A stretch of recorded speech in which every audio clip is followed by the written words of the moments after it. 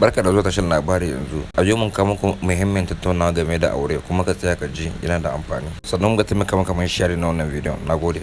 Abubuwa shida masu matukar muhimmanci. Na ɗaya, aure da ba a bisa soyayya ba. Wannan shine asalin kuskuren da wasu suke yi da yawa. Ana cewa ai kuna yin aure za ku so juna. Mu sani, idan ba a gina aure akan soyayya ta gaskiya da kauna ba, za a kasance mai rauni kuma yana iya rushewa da sauki a lokacin da matsalolin suka taso. Na biyu, rashin sadaukarwa. Idan ma'aurata ba su shirya da sadaukarwa ga junansu ba, musamman a lokacin wahala, aure zai rasa karfinsa. Misali, idan daya daga cikinsu bai shirya jurewa daya matsalolin tare da daya daga cikinsu ba za a samu zaman lafiya mai dorewa ba. Na uku, rashin taimakon juna. Idan ba a samu goyon baya daga abokin zama, musamman a lokacin da ake bukata, hakan na iya haifar da bakin ciki da kuma rashin jin daɗi wanda zai iya lalata aure. Na hudu, auren son kai.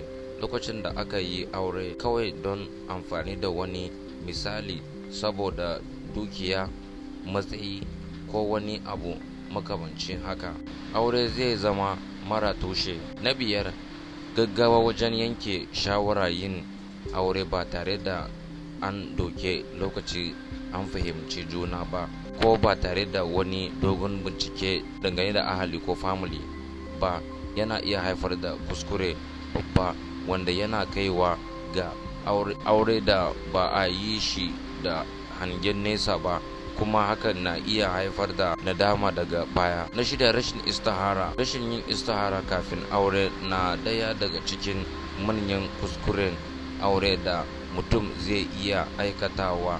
Istihara wata addu'a ce ta neman shiriya daga zabi daga Allah subhanahu ta'ala kafin yanke muhimmiyar shawara kamar aure. Lokaci da aka yi watsi da ita, mutum ya dogara ne kawai a kan tunaninsa ko kuma sha'awarsa, ba tare da ya nema taimakon Allah da ya san duk abin da ke ba. Waɗannan abubuwan na iya haifar da rashin jituwa, sabani da kuma rabuwa a cikin aure. Don haka yana da matukar muhimmanci a kiyaye su don samun rayuwar aure mai kyau, daurewa da kuma zaman lafiya. Idan ka ji wannan bidiyon, kamun sharing saboda 'yan uwa su amfana. Nagode.